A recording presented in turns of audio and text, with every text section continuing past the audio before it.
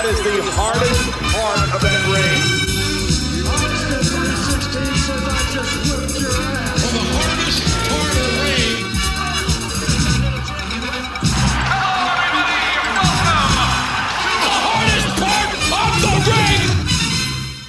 Hello and welcome to episode 143 of Hardest Part of the Ring, the podcast where four friends get together to celebrate the wonder of professional wrestling. My name is Adam, I'm one of the four friends. Sam is here. Heyo. You are also one. John is another one. Hello. And Brett is the final piece of the puzzle. How you doing, Brett? I'm alright, how are you? I wondered if you'd do your classic Brett impression. Listeners, Brett isn't here. That was actually Sam. Brett is I usually like to lay into the person who's not here, but considering Brett is very, very busy with work, but he still found the time to do the artwork for this pod and do some of our other admin stuff today. I'm just going to praise the guy. Do you know what throws me with the whole Brett situation? Is that he made the artwork, right? But he's made the artwork with a bunch of pointed references to the content that we're about to discuss, which indicates that he's done all the homework. Yeah, there's some very pointed references, actually. But then interesting. Just can't be bothered to talk about it with us. I think, to be fair to Brett, he did say that he's watched most of it, but he just doesn't have time to actually record it because he needs to do some work tonight. Yeah. I'm such an Brett apologist. I'm sorry, guys. He's sitting there working hard right now while we record. We're doing the Lord's work. He's doing paid work. Do you think that's Lord's work? The Lord's work. Should we bring religion into the pod? I don't think we ever have. Could we be our own religion? I reckon we'd be good at like deities. Who would be our god? We're the Kota gods, Ibushi, right? Surely. No, I assumed that we would be the figureheads of our own religion. Oh god, I can't go there. That'd be terrible. No. I've got an ego as it is already. Let's give you a god playing complex as well, Sam. Come on. Guys, we're here to do a podcast about wrestling, not about religion, not about God. Although to many people, Daniel Bryan is their God, and we'll get onto that shortly. But the last podcast we did was a review of AEW Revolution, which was a couple of weeks ago, episode 142. Enjoyed that. Good show. Fun. Yeah, great show. Lots to talk about, lots of talking points, lots of great and very different matches. There was an AEW match that we were talking about just before this, right? That people have been raving about. Sam? Oh, yeah, the Lights Out match, Dr. Britt Baker versus Thunder Rosa on Dynamite last week. Blood Central. If you like to see women... Yeah. No. Wow. I'm not doing that joke. Yeah. Cool. Yeah, no. I liked it. Yes, so tell us about the match, please, Sam. Wonderful match. Just two women blading and putting each other through tacks and tables. And yeah, the tax spot looks. When Britt Baker poured out the tax, you could see in her eyes, she was like, "Oh, I'm not sure about this." Yeah, there's one point in the match where Thunder Rosa essentially gets out of a submission by pinning her on the tax. And that's such a great strategy, because if there's one way to pin someone down to the floor, it's pin them on the pins. And yeah. Literally pin them. Yeah. I think we need to get some tax when we do finally get together for a pay-per-view this year. Goodness. It will happen. I might do that. I don't think I would. I John's think I nodding. would. Yeah, I was watching it. I was like, you know what? I'd quite like to take a bump on some tax. John is a man of piercings, I think. I only got my ears pierced. Yeah, but you've got like those big old flesh tunnels, don't you? They're not even that big. Are they not? I can't see anymore because you wear earphones all the time. Could you fit a screwdriver through like Jeff Hardy? Yeah, you know what? When I was at university, because I was cool, I used to put cigarettes in them. Oh, God. What? Just to walk around on your way to a lecture? Surely not lit. Not yet. No. Unlit cigarettes. Okay, cool. That makes a bit more sense. Because I was a bad boy. Respect. Wow. John's gimmick right there. Amazing. So AEW is what we talked about on the last podcast. This is going to be the second episode of Follow the Feud. And if you're new to Follow the Feud, then stop listening and go back and listen to the first one, which was a couple of episodes ago. But we will explain what it's all about shortly. But before we get to all that, we are going to talk briefly about Fastlane. Years gone by, we would be doing a full review of Fastlane now. And one of the reasons why we've stopped reviewing every pay-per-view is because of pay-per-views like Fastlane, having read about some of those early matches and the botches that were happening. Doesn't sound like it was an absolute classic. John, did you watch any of it at all? Have you read about it? Or I watched the Bliss Orton and Reigns Bryan, and I saw that Seth Rollins versus Nakamura was on there. I was like, oh, I might go back and check that out. Yeah. I heard really good things about the Sheamus Drew match. Yeah, I got a soft spot for Sheamus, so I might go back and I like Drew as well. That's the one match I didn't watch. Oh, okay. Well, apparently Sheamus is killing it at the moment. Like the last few weeks on Raw, he's been doing really well. So, Sam, you watched everything but that. Why everything but that? I just hate myself. No, I had it on in the background whilst I was working today. So I kind of was half watching it, and then I properly watched... You went for a poo, didn't you? Multiple. I did properly watch Nakamura, Rollins, Reigns, Bryan, and Bliss Orton. So, and where are we when it comes to Bliss Orton? What are our thoughts? Did you enjoy it, or was it the worst thing you've ever seen, John? I liked that they were doing something different. Do you know what? I did quite enjoy it. Sam? It's just not wrestling, is it? It's not wrestling, but there is a place for non-wrestling segments. Sure, but doesn't it start to seem like Randy Orton is getting involved in these quite a lot? Yeah. Yeah, he loves these. That's true. Because he likes to wrestle, that's why. I didn't think it was very good because I thought it was too long. There was too many lingering shots on awkward Alexa Bliss doing too many movements. Even at the end, the shot where it was Bliss and the Fiend, you're just like, okay, cut this now. Cut this. This is really awkward. The fireball stuff didn't look great. And what was really clear is that they were clearly looping the Thunderdome videos because there was zero reaction from any of them during any of it. I noticed this actually during the Reigns Bryan match, was a lot of the Thunderdome videos being weirdly looped. Yeah. Oh, interesting. Anyway, very weird. What do you think about the Fiend's new look? Melty Fiend. Don't like it, actually. It looks a bit too like homemade Halloween-y for me. I like the old costume. I don't really care for the Fiend. I thought you said I don't really care. Which would have been fair. I don't know. Just don't think he's very good.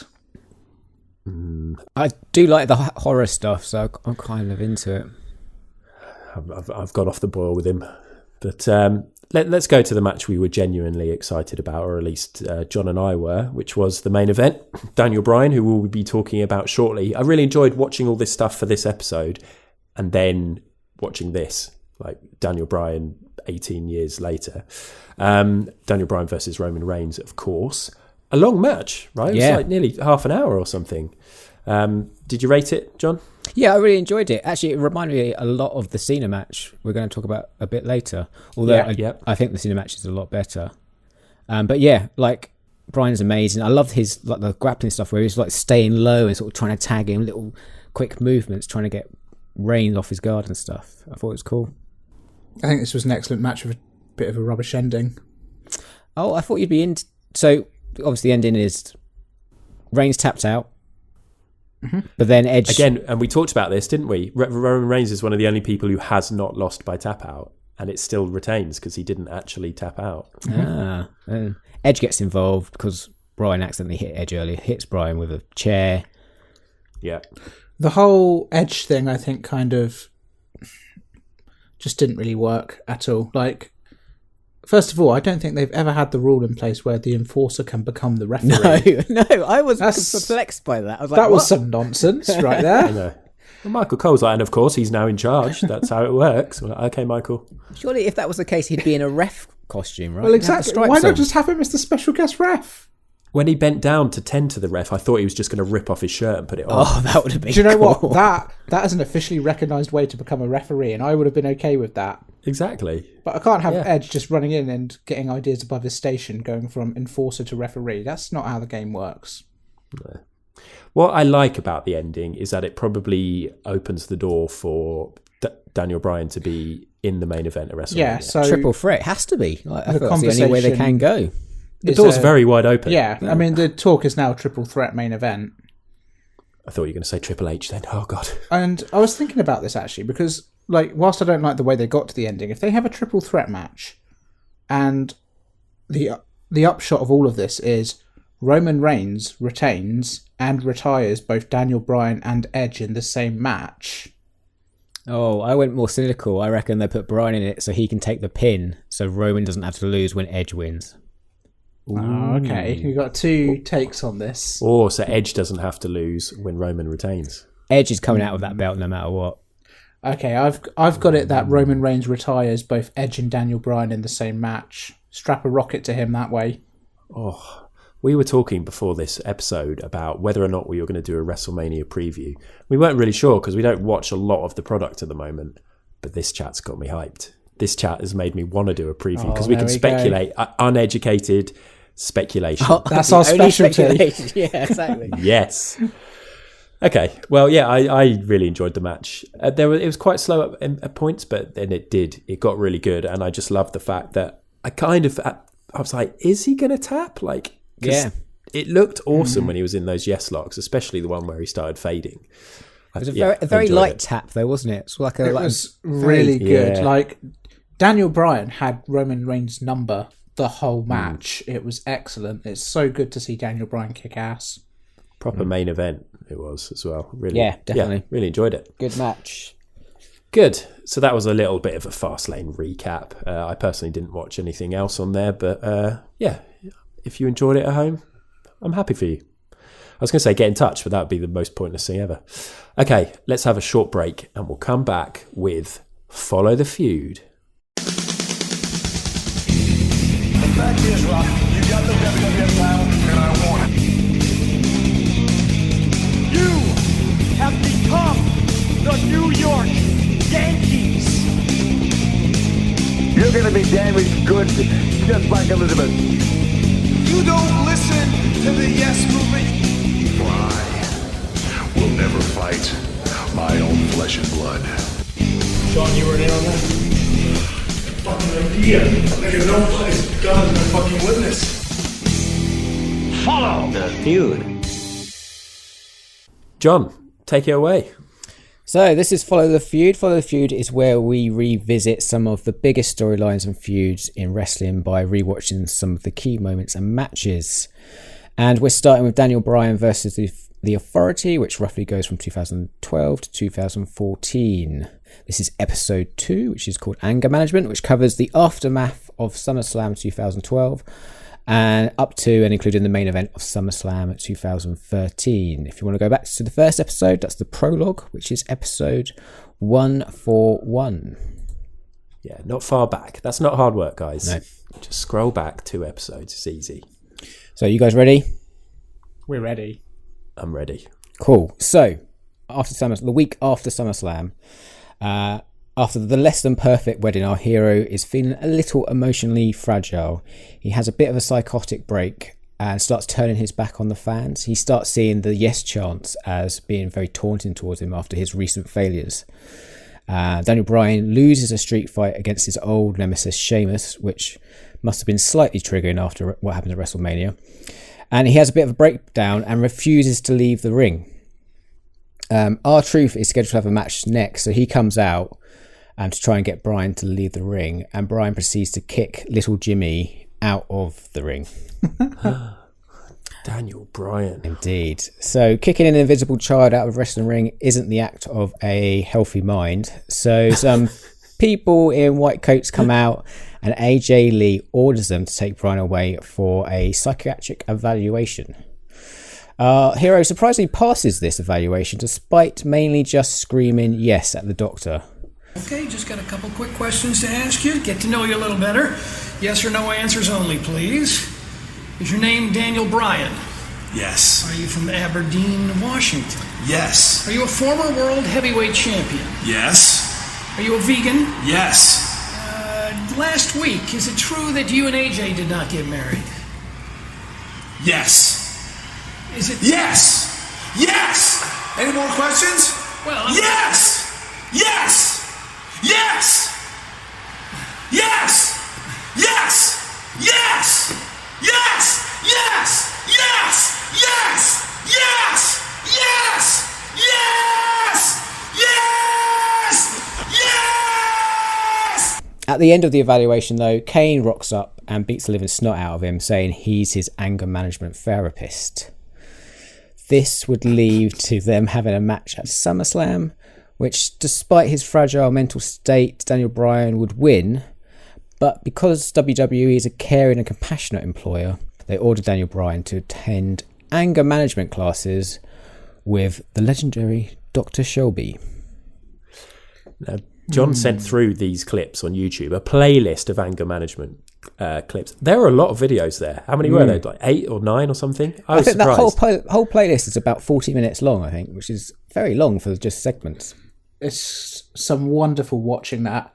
I am going to kick off here now because ultimately our lovely series that we run concurrently to follow the feud, The Undertaking.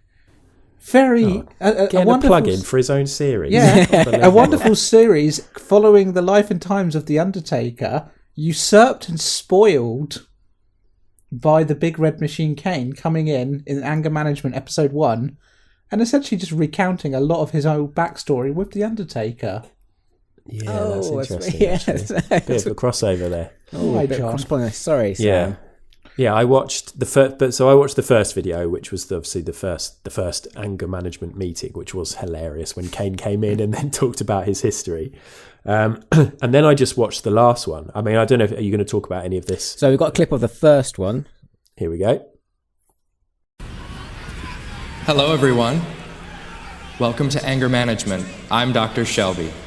Now, you're all here because you're having anger management issues, and we're looking for ways for you to resolve them. All right? I'm going to guide you on a path of yes? I don't have anger management issues. I'm not like the rest of you losers, okay? I'm fine. Couldn't be calmer. Okay. We're waiting for one more person in group today, but we're going to go ahead and start without him. No! No! No! Which one of you did this? Huh? Do you think this is funny? I don't have a goat face. I am handsome. Did you set this up, doctor? You listen to me, you little brat. You take that goat mask off right now! Do you hear me? This is my son, Richard. He's a goat in his school play, Noah's Ark. Well, with these anger management clips, there was usually a couple every episode of Raw for a good few months, actually.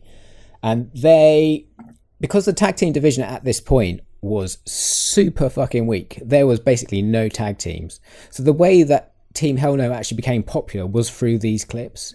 Like, they were so popular across the board with everyone. Like, everyone loved these clips. This was the part of Raw that I was looking forward to every week when I was watching it at the time. Just nice. Really funny. Like, the thing is that you already know Daniel Bryan is a very charismatic person who kind of has skills with the mic. But what kind of this anger management really gave the opportunity to is to actually show how funny Kane is as well. Yeah. And how well the two bounce off each other. Like the Team Hell No stuff and this anger management stuff is important in the sort of popularity of Daniel Bryan, but it's also important in Kane. He was really languishing at this point, like not really doing anything, and this sort of really brought him back to the forefront. Yeah, absolutely, and it's incredibly interesting as well, just because obviously Kane will reappear later on in this story of Daniel Bryan versus the Authority. Oh, my favourite version of Kane as well. I say there as if I know. I mentioned in the first episode of this.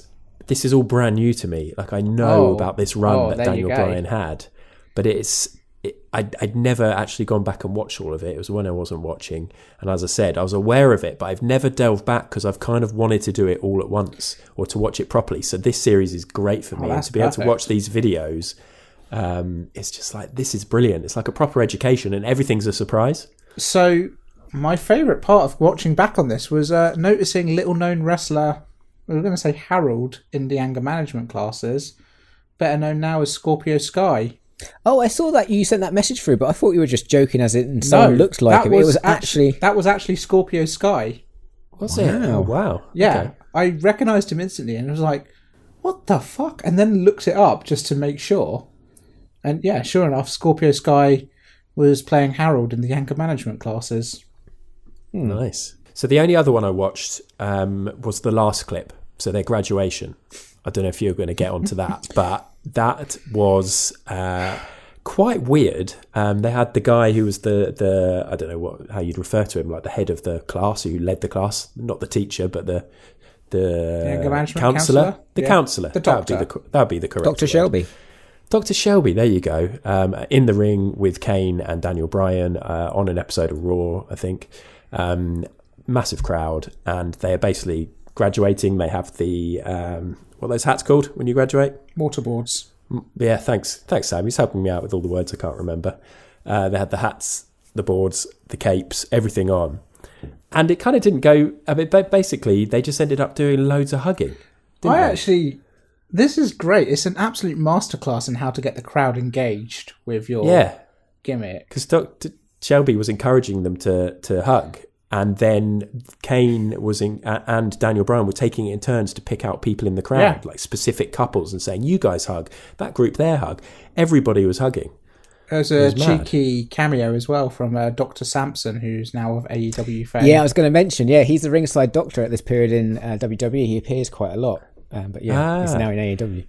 But I didn't know about this section, as I said, and I did a bit of googling about this, and apparently this section is where Bayley, when she was watching when she was younger, originally got the idea for her hugging gimmick. No way. Get out. That's a great fact. No, it's not true. Oh, I hate you so much, Adam. Guys, listeners, I wish you had the Skype video that I could see, because they were just so happy with that new fact, and it's absolute bollocks.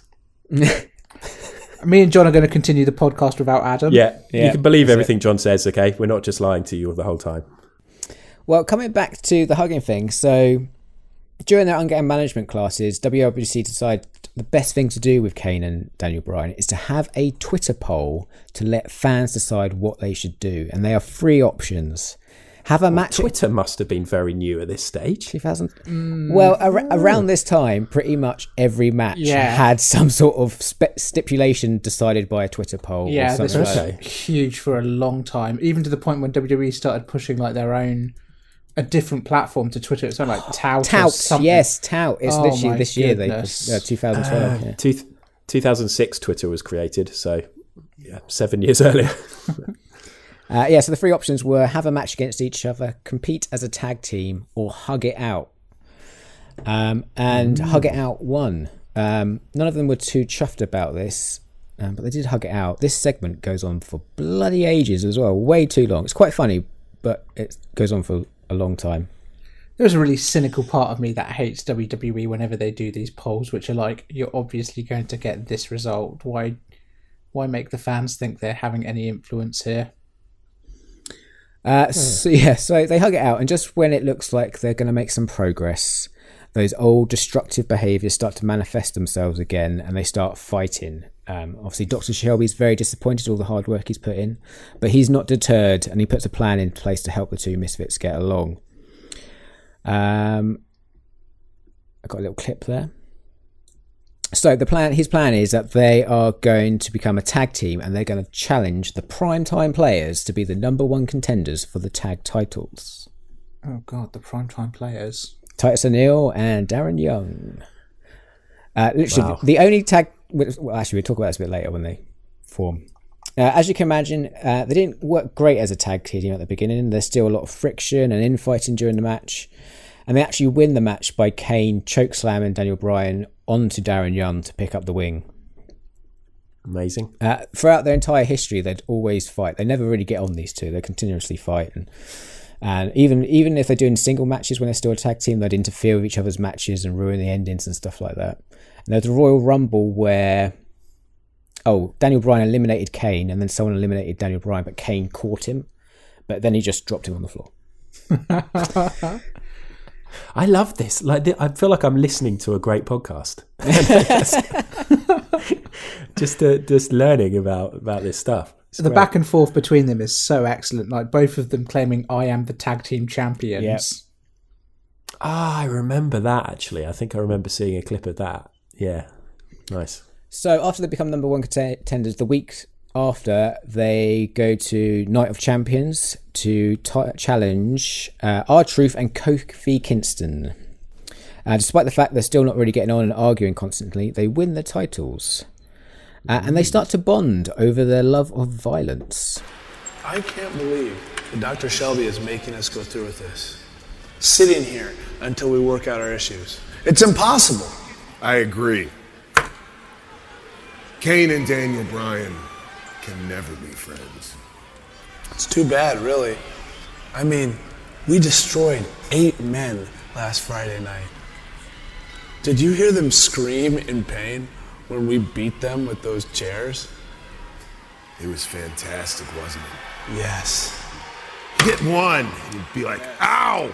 Then you hit another one, and ow! You hit another guy, don't! Yes! Please! Yeah. God! Yes! Ow! Yes! Ow! Don't! Yes! Ow! Ow! Ow!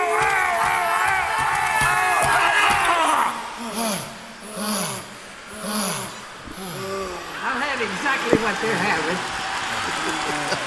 So WWE put up another Twitter poll to decide what their tag team name is, and the 3 options are Team Teamwork, Team Hell No, or Team Friendship. I mean, pretty obvious what's going to happen there. Do you remember when we used to have, like, you do like 3 designs for the client and you make 2 really shit because you want them to pick one? Yeah. There's a lot. The more we talk about it, the more there is a lot of examples of WWE kind of giving the fake crowd decision here. Like, we'll come back to this later on with John Cena. Oh, yeah. So, Team Hell No was born. They already have the tag titles and would go on to feud with the Rhodes Scholars for a bit until a new threat would make its presence felt. So, at Survivor Series in 2012, a new team debuted and interfered with the main event between CM Punk, John Cena and Ryback. That team was a very fresh-faced Shield who started their WWE career as mercenaries for Punk. Ryback was in that match. Ryback was pushed to the fucking stars during this period. Yeah. God, I enjoyed this Ryback match that we're about to talk about. Oh, I can't watch Ryback. Anyway. So the Shield would go on to interfere with a match between Punk, Kane, and Daniel Bryan, but Ryback would make the save. This would set up a 6-person tag match between the Shield and Team Hell No and Ryback at TLC. This is TLC. This would be the Shield's first match for WWE. So they interfered with quite a few matches, did some backstage stuff, but this was their first proper match. Yeah, they said that in the comms, and I was like, oh, this is cool, nice to see. And I mean, they're pretty great from the off, in my opinion. This match, John, when he was sending very well organised running order and sort of like a list of things that we should check out in preparation, you were sort of saying this was kind of an optional one, and I thought I will watch it. I'm so happy I did. It was fucking great. There was stuff in there, moves they were doing in this TLC match that I haven't seen since, or you don't see. I thought it was really innovative. I enjoyed Ryback, and obviously everybody else in there is very talented, and nice to see Dean Ambrose. Well, he had like hair and young face. He looked good just before he got disillusioned. Did you hear the crowd chanting John Moxley during the match? When they're up near the ramp, yeah. Really? Oh, right. Yeah, it's crazy. My favourite bit is when the crowd start chanting Goldberg during Ryback bits. But I thought they seemed like Ryback seemed pretty over. They were doing the whole Feed Me More stuff with him. Ryback generally has been actually very over in the past. Yeah, and I thought he looked decent. Just a bit like rubbish. He did a double suplex at one point. Yeah, which that was great. very cool. Yeah, I liked it. I think the problem is that he calls himself the big guy. You can't be calling yourself the big guy. He is massive though. He's so wide. But even then, you still can't do it. Well, Braun calls himself the monster among men. Can you call yourself that? I mean, that's better than the big guy. Surely. A big guy? What if he just said, I'm a big guy? Yeah, that's okay. You can call himself a big guy. But the big guy? I mean, the Shield managed to get the big guy up into the old triple power bomb. Yeah, they weren't referring to it as the Shield bomb there, were they? No, Because obviously the first match. Too early. Yeah, first time they'd done it. So, but I really liked it. To see them... It's kind of crazy to think this was 8 years ago. Like, it's amazing. Roman Reigns looked pretty much identical. Yeah. I mean, he's beefier now, and arguably... Which is insane considering he's beaten cancer since that time. But I just really enjoyed it because, again, I missed all of this original Shield run. So it was cool to see. The Shield is an absolutely inspired piece of planning by WWE. Like, taking Ambrose, Rollins, and Reigns and putting them together in a faction like that and giving them the dominance they did. Like, and again, like, kind of, Roman Reigns, was brand new to wrestling at this point, or kind of was like FCW and all of that. But, like, Dean Ambrose and Seth Rollins were Tyler Black and John Moxley on the indies and were well-established wrestlers. I love Seth Rollins. I remember watching The Shield for the first time. I think the first match I watched them, I think it was against The Authority, where they go out into the crowd and Seth Rollins does that insane spot off one of the high bits of like the... Yeah. I can't remember what it's called, but it's high. He does a high bit onto like concrete, onto the top of like Batista. And I was just in love with Seth Rollins. Rollins, just some insane bumps in his early WWE career. It kind of makes me sad to think what he's up to now and how it's kind of... I mean, I suppose he's probably more focused on his new baby and obviously the sad news about his father-in-law. Did you see that? Becky Lynch's dad passed away. But I just think like it was so great when I started getting back into wrestling when he won that Money in the Bank and then he came running out not first WrestleMania, but it was one of the first ones that I'd watched since getting back into it. He's so hot. It was so exciting, and but it's, like I say, it's really cool to see like the origin of how this all started on main roster.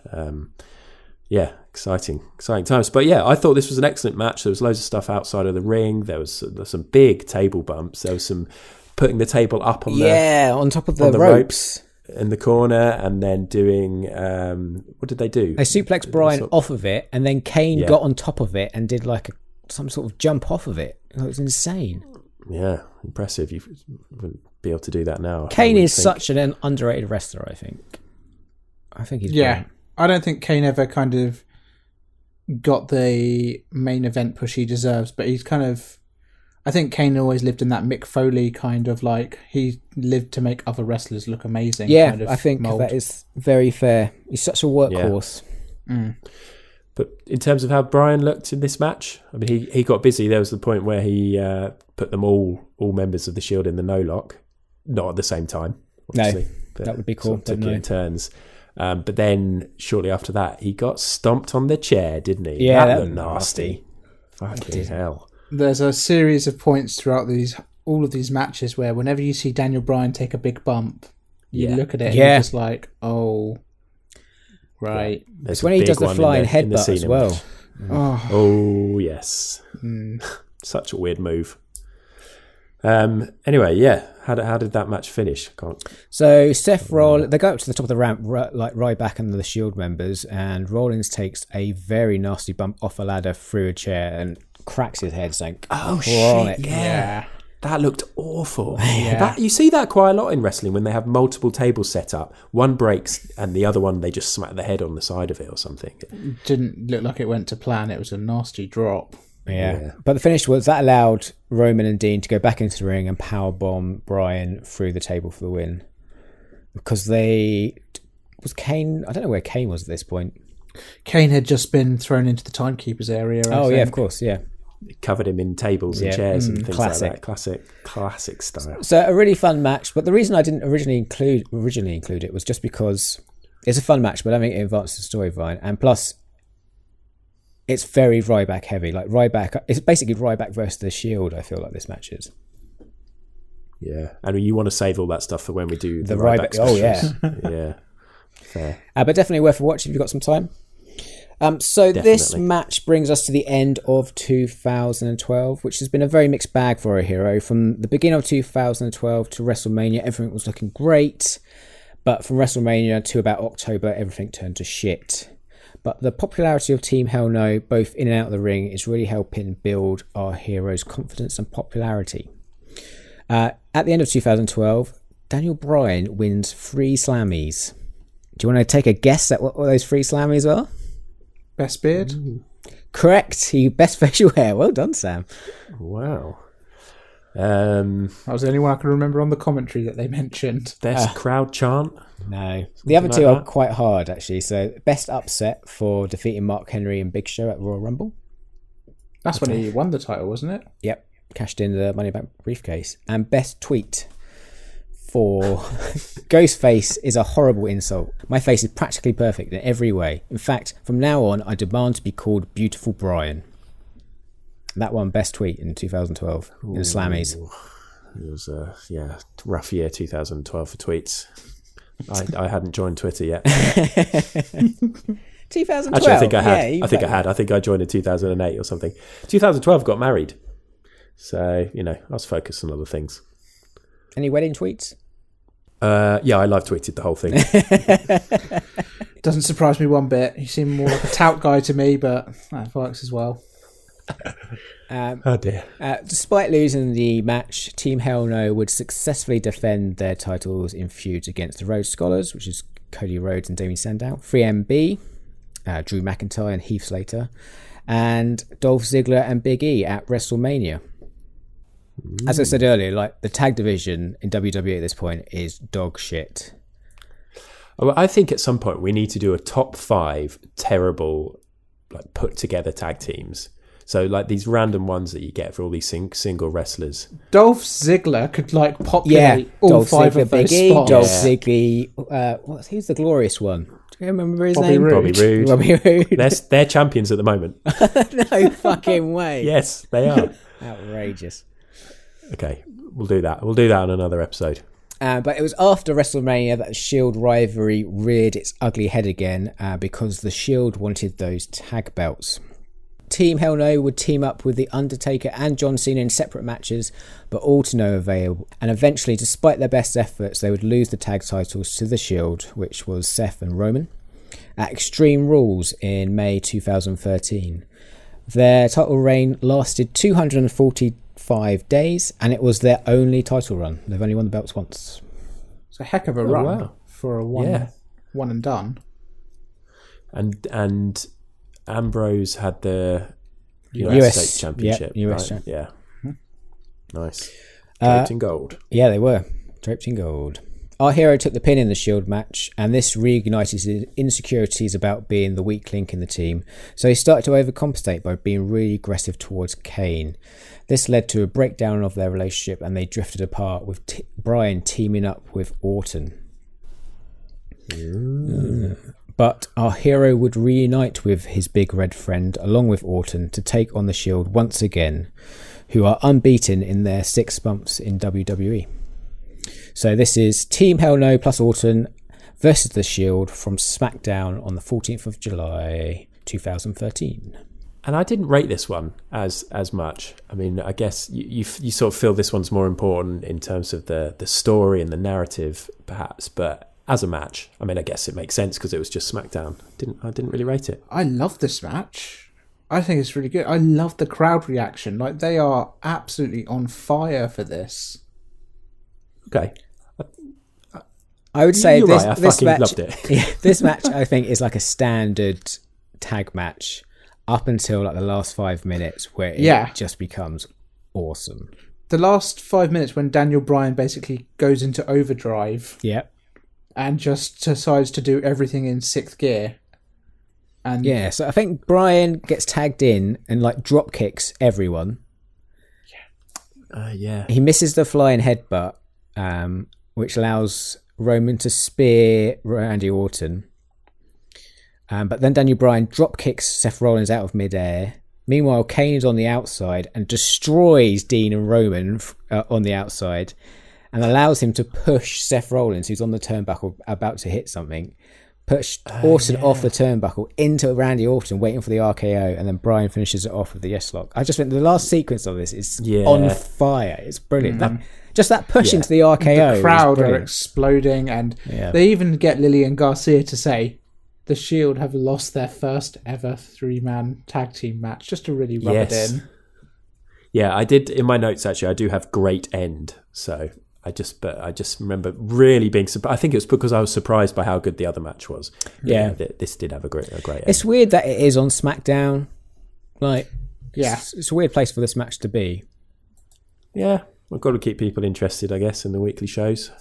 Pepper them with these great matches or great endings to matches or significant matches. Yeah, but I suppose there's not a great deal to talk about. So let's move on. So this would sadly be Team Hell No's last match, well, at least until 2018, as both our hero and Kane would go their separate ways to concentrate on winning the WWE Championship. And a mayoral election. Yes. And to climb the corporate ladder. Foreshadowing. Yeah. From here, our hero goes on an absolute fucking tear through the men's division, picking up big wins over his old nemesis Sheamus, Christian, and with Orton, who has a little mini feud with, and he actually managed to tap Orton out in a street fight. So our hero has used the success of Team Hell No to... Sorry, what? John, can I just ask?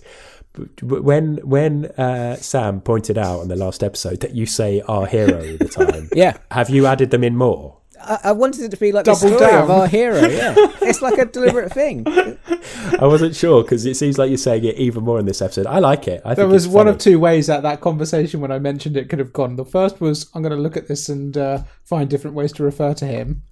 No, it was like a deliberate thing. Even in the first episode, I wanted to refer to him as our hero. That's great. I'm on board with it now. It's good guys versus bad guys. Come on, guys. Fair. So our hero has used the success of Team Hell No as a springboard to propel him up to the top of the pecking order. And now with SummerSlam a few weeks away, John Cena is going to announce who his SummerSlam opponent will be. Doesn't look good. Is there anybody I'm forgetting?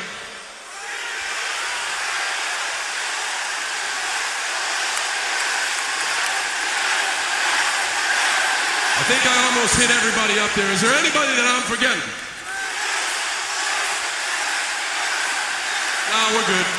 I'll tell you what, I really want to thank you guys for your help tonight. We got a bunch of great selections, but I've made my decision. This is an individual that certainly deserves this opportunity.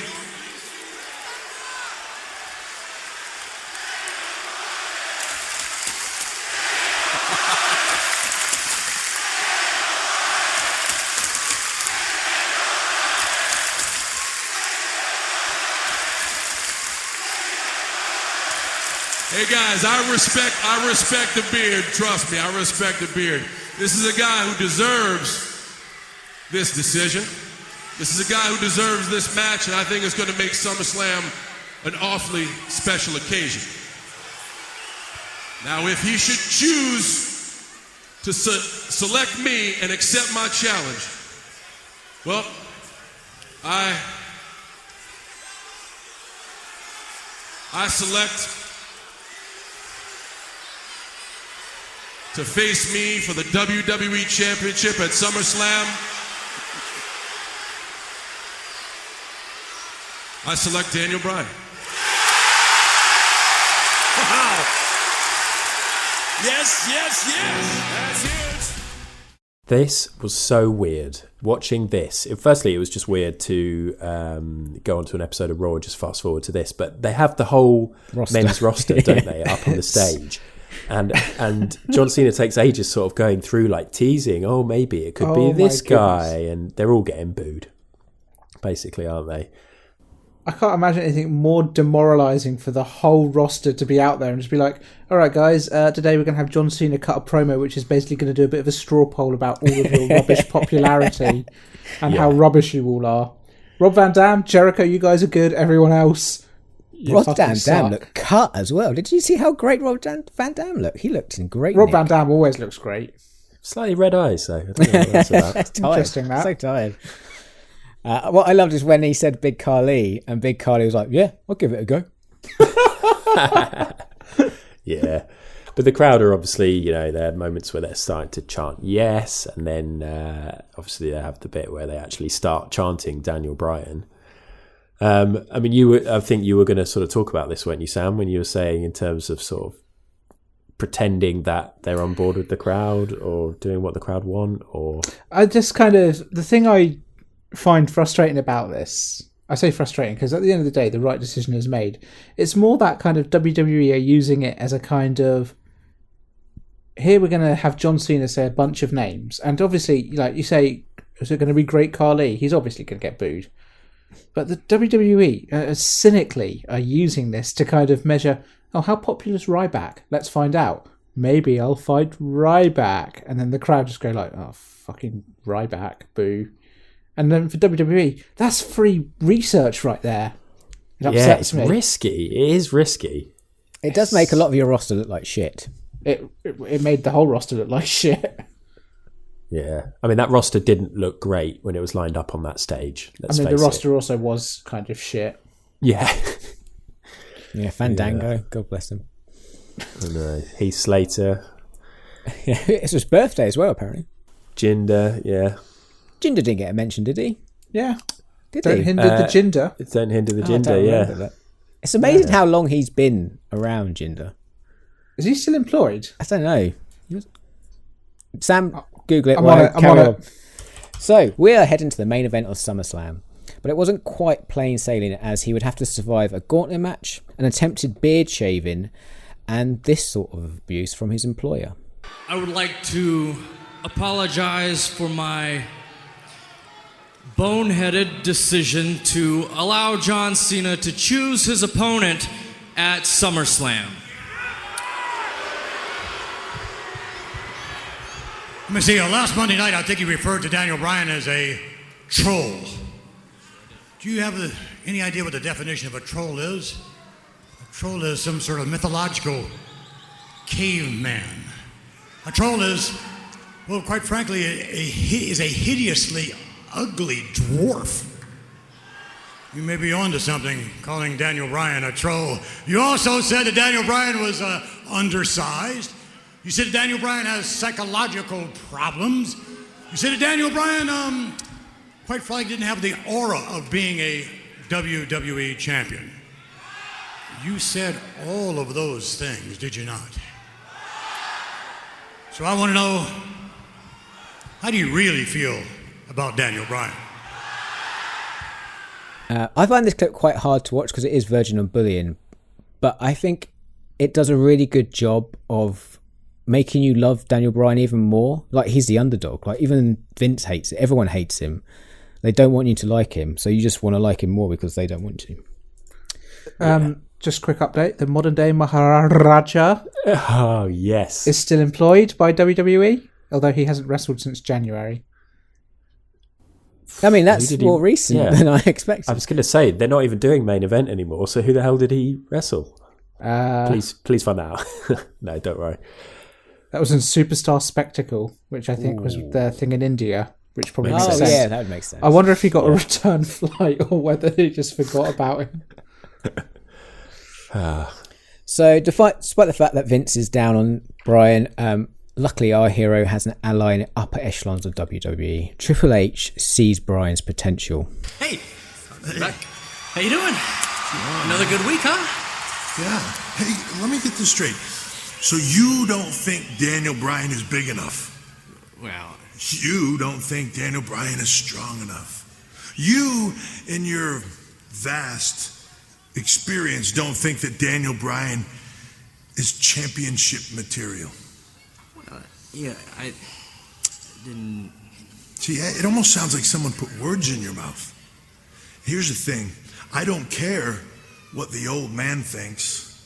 Oh. What I think is that Daniel Bryan quite possibly could be the future of the WWE.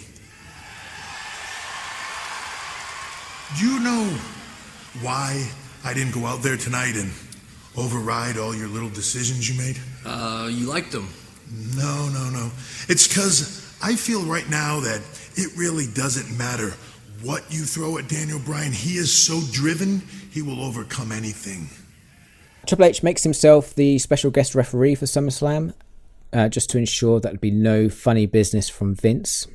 So here we are, a year on from the SummerSlam that started our hero's downward spiral. He's in the main event again, and it's his first shot at the championship in over a year. It's time to banish those demons. This is Daniel Bryan versus John Cena at SummerSlam 2013. And it felt big. This was the match that made me like John Cena after years of hating him. Interesting. Why? It's unbelievable. Like, kind of, this is the Cena that turned up against AJ Styles, like the Cena who really cared about his matches and just wanted to put on a show. And even through all of the booing, he is constantly bringing his A game.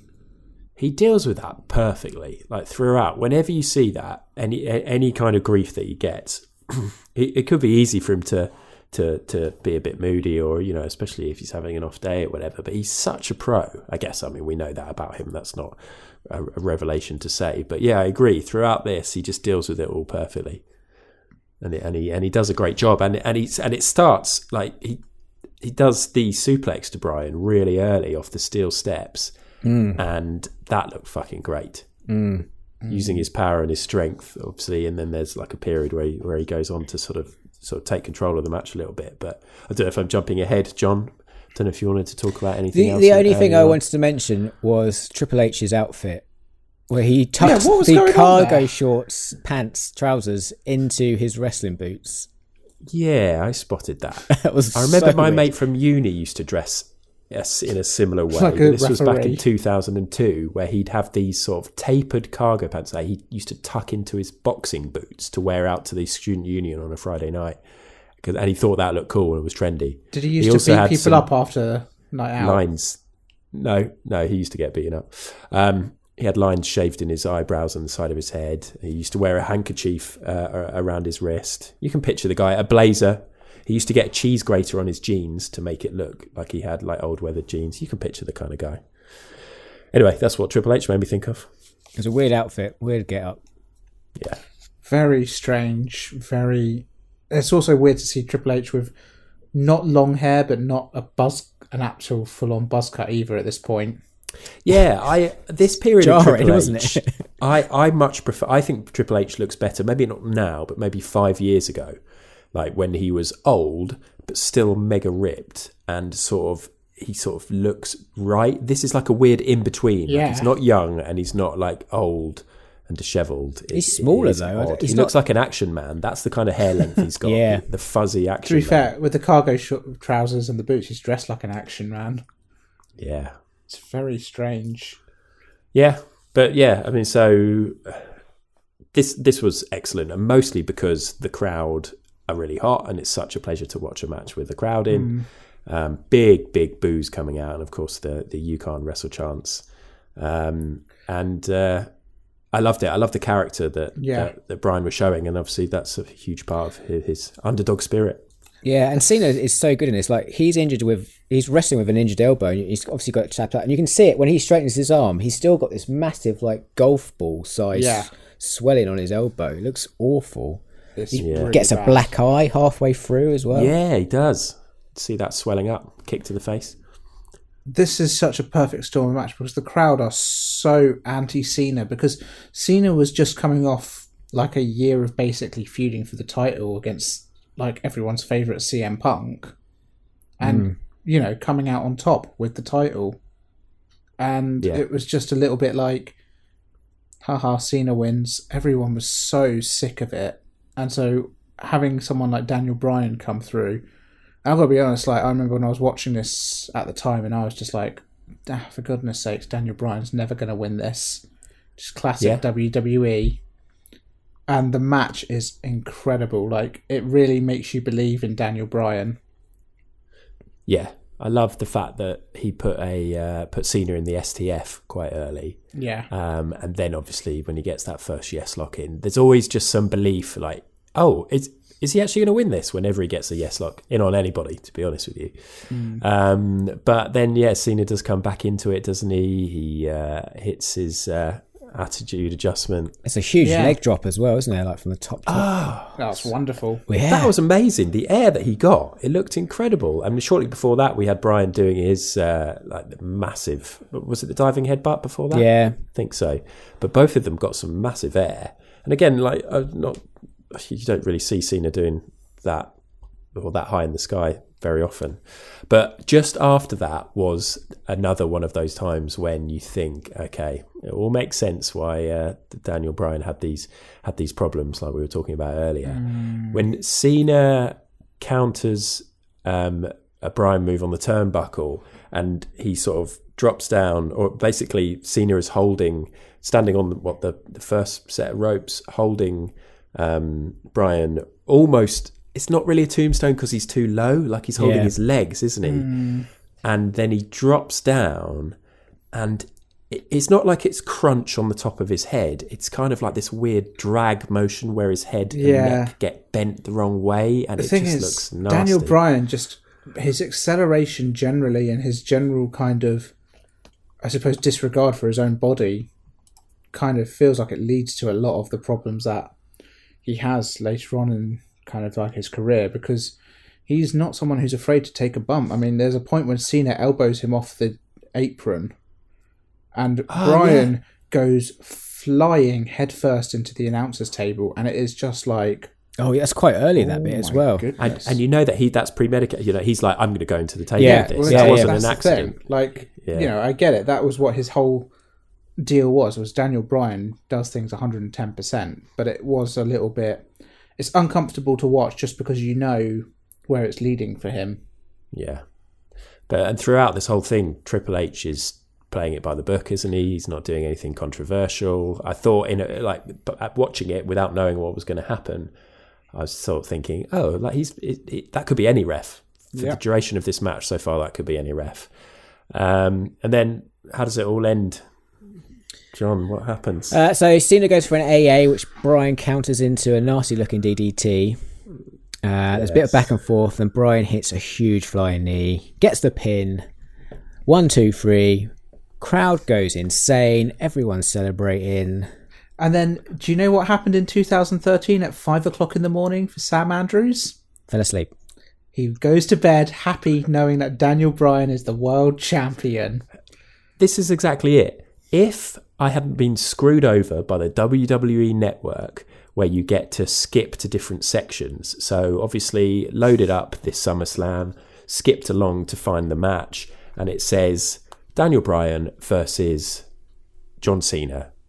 And you're like, okay, cool. But then you see there's another fucking section afterwards, which is Daniel Bryan versus Randy Orton. So I'm like, okay, now I know Daniel Bryan wins. And I know, I didn't actually know Randy Orton had the Money in the Bank Championship, but that's the only, answer to why this is here. And I know that he's going to have that match.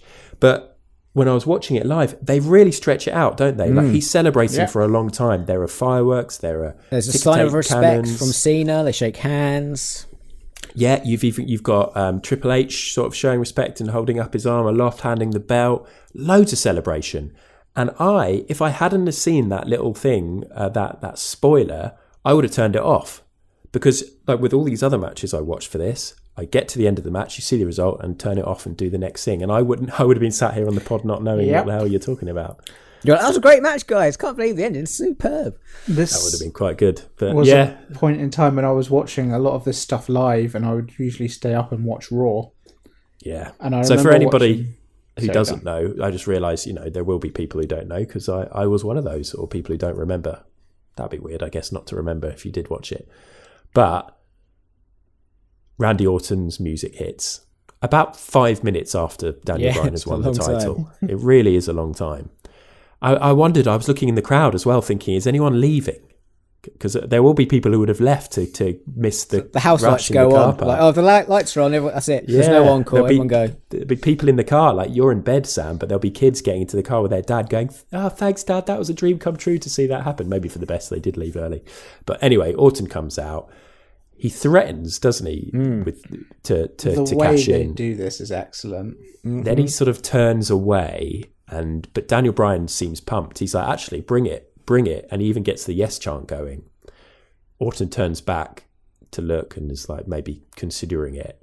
And then all of a sudden, and this was a great surprise for me, fucking Triple H betrays Bryan, hits him with a pedigree.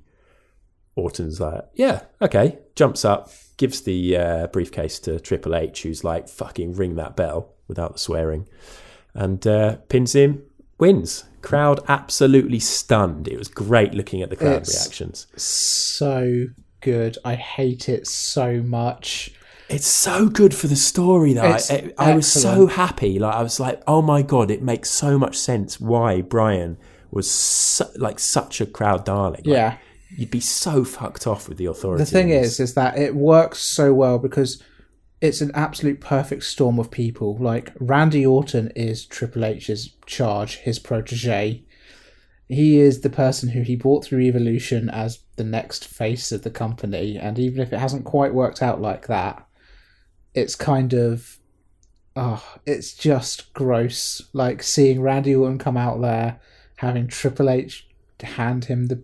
I hated it so much. And I love it at the same time. Yeah. So over the last two episodes, we've obviously heard a lot about our hero.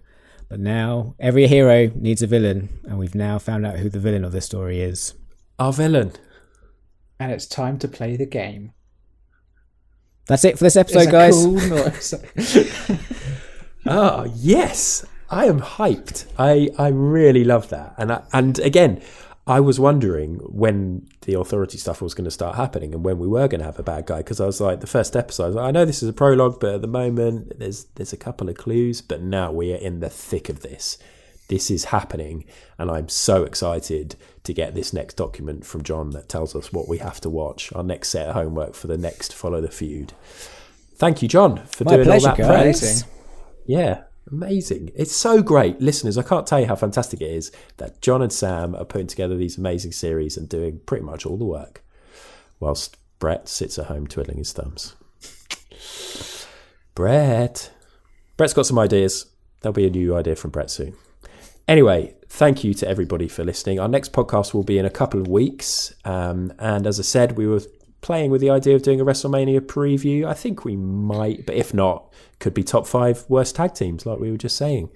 I think we'll leave Follow the Feud for a little bit now.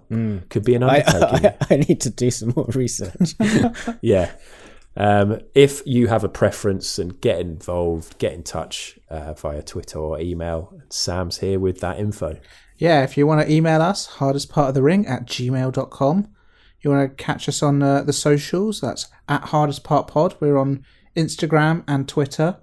I would say Facebook, but who uses Facebook? No one? We might get loads of correspondence on Facebook. We just have no idea. We just don't know. We don't have a shop. I don't know why that's in there. I'm going to remove that from the running order.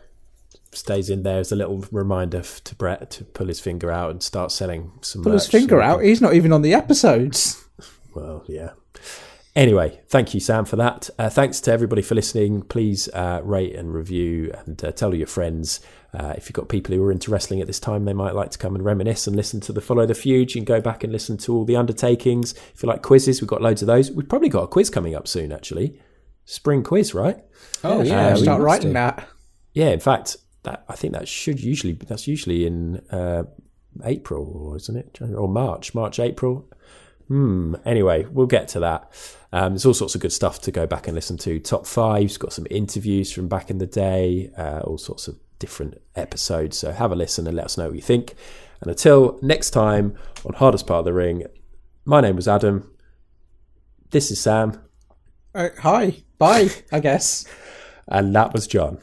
Bye. Fuck the ending. Nobody listens to the end anyway. That was the hardest part of the ring. That is the hardest part of that ring. For the hardest